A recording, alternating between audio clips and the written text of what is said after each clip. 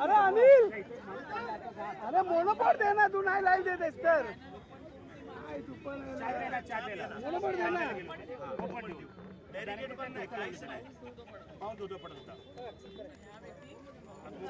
अरे ढकलू का आता, बिलकुल ढकलू का, मला ताकद यायला लावली.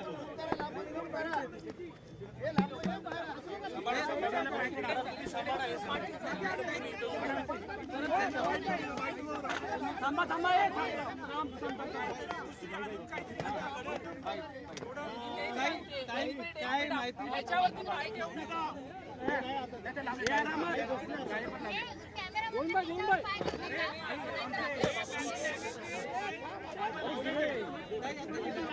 काय माहिती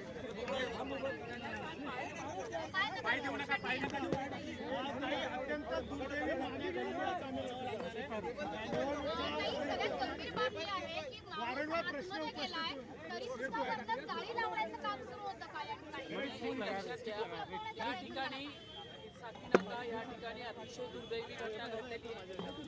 ही व्यक्ती या ठिकाणी एक तर पहिली गोष्ट म्हणजे रेड अलर्ट या ठिकाणी दिला असताना प्रशासनाने काम सुरू केलं, पूर्ण पावसामध्ये काम सुरू केलं. खाजगी कंत्राटदार या ठिकाणी काम करत होता आणि धो पाऊस पडत असताना ती बिचारी व्यक्ती या ठिकाणी जात असताना त्यांना कळलं नाही, कारण की मॅनहोल्स ओपन करून ती माणसं निघून गेली.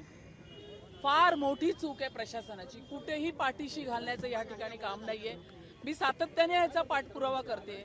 मी सातत्याने फोनवरती होती, प्रत्येक माध्यमांशी बोलते.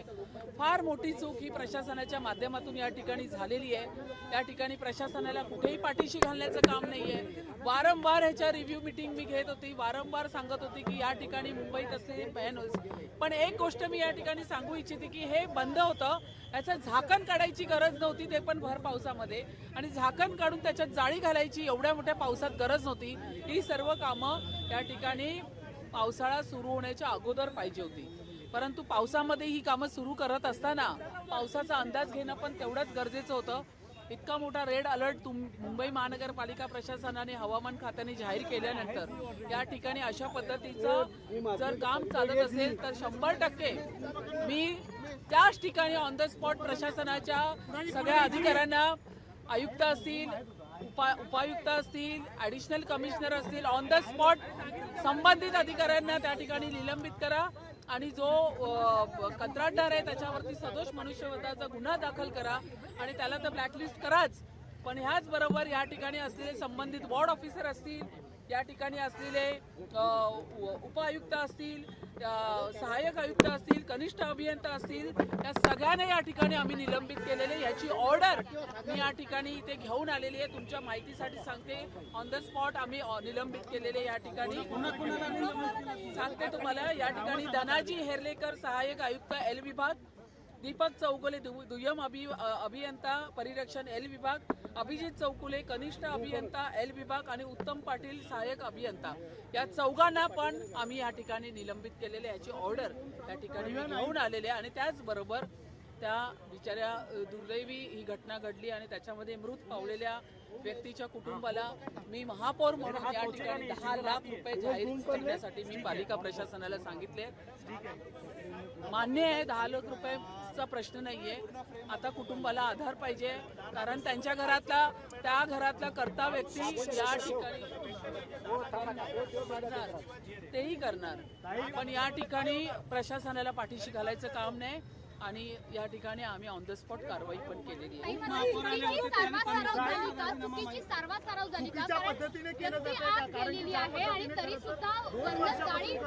व्यक्ती आत गेल्यानंतर जर जाळी बसवण्याची हे केली आहे तर मी तर आता पुढे जाऊन असं म्हणेन, या 4 अधिकाऱ्यांवरती पण कारवाई करा.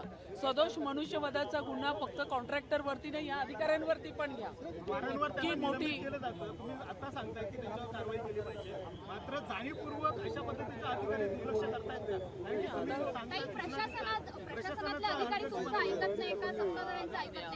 प्रशासनाच्या अधिकाऱ्यांना वारंवार या गोष्टी आम्ही सांगितल्या.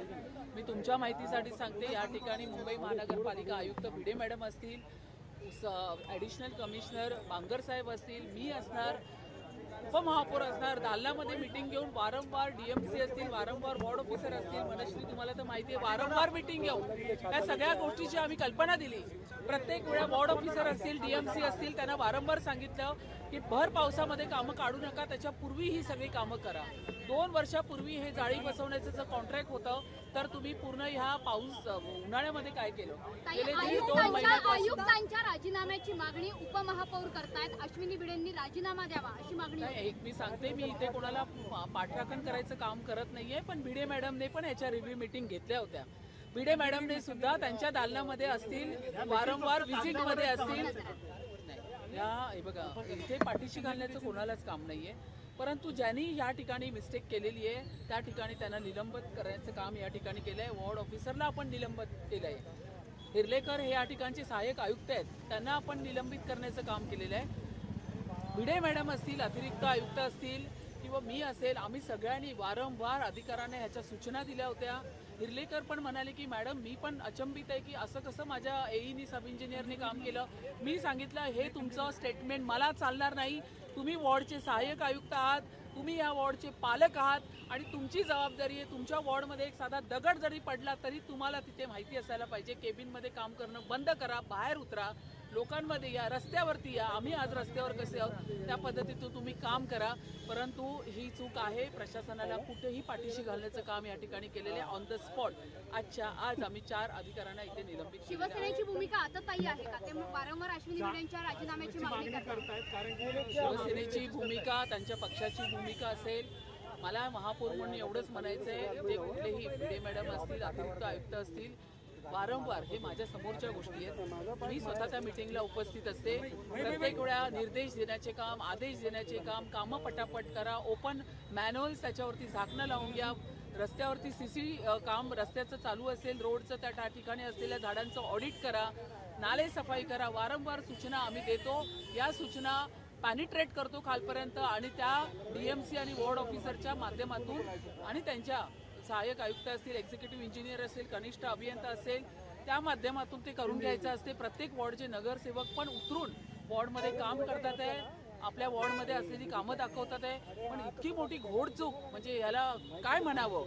एवढा रेड अलर्ट असताना सुद्धा तुम्ही भर पावसामध्ये हा मेन हॉल ओपन करताय आणि त्या ठिकाणी जाळी बसवण्याचं काम करताय, तर ही फार अक्षम्य चूक आहे. तुमच्यावरही विरोधक आरोप करतायत की सकाळपासून मुसळधार पाऊस आहे, काल मुसळधार पाऊस होता, महापौर नव्हत्या. मी पनवेलला होते. माझ्या मामीची तब्येत, माझी मामी सिरियस झाली होती, तिला बघण्यासाठी गेले होते. तिथे मी पोहोचले पण नाही.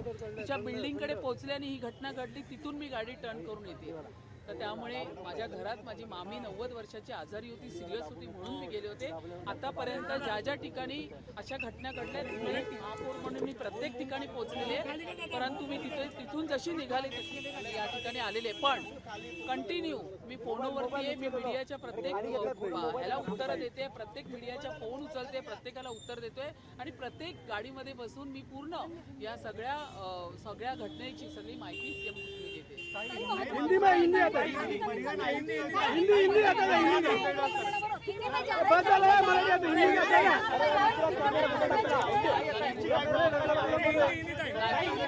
आता हिंदी के 2 दिवसापूर्वी कोर्टाने समोर त्याच्यावरती जर बघायला गेलं तर ह्या ठिकाणी मी महायुतीमध्ये महापौर म्हणून बसल्यानंतर बीजेपी पक्ष, शिवसेना पक्ष, आमचा अजेंडा, आमचा तोच एक मोठा विषय होता. ते म्हणजे पदपथावरती ज्या पद्धतीमध्ये अनधिकृत या ठिकाणी फेरीवाले बसलेत त्यांना काढण्याचं काम या ठिकाणी आम्हीच केलेलं आहे. संपूर्ण फेरीवाले आम्ही काढायचं काम करतोय. माझा विषय त्यावेळी पण तोच होता, ज्यावेळी मी महापौर पदाची शपथ घेऊन बसले, की पदपथ जे संपूर्ण जे मूळ मुंबईकरांचे चालण्याचे पदपथ आहेत ते रिकामी करा आणि त्यांना त्याच्यावरून चालू दे. प्रत्येक मॅनहोल हिंदी में देती हूँ.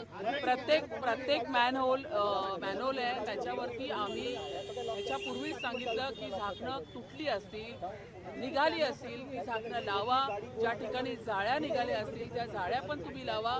या सगळ्या गोष्टीचे निर्देश दिले होते. पुन्हा एकदा सांगते, हे जे काम आहे हे काम करत असताना ह्याच्यावरती झाकण होतं, ओपन नव्हता मॅन्युअल. ह्या झाकण लावलेला मॅन्युअल होता. ते त्यांची चुकी ही झाली की भर पावसामध्ये त्याच्यात जाळी टाकण्याचं काम करायला लागले. हलगर्जी पण आहे, खूप मोठी त्यांची चूक आहे. त्याच्यामुळे कुठेच पाठीशी घातलं नाहीये. ऑन द स्पॉट 4 अधिकाऱ्यांना निलंबित केलेलं आहे.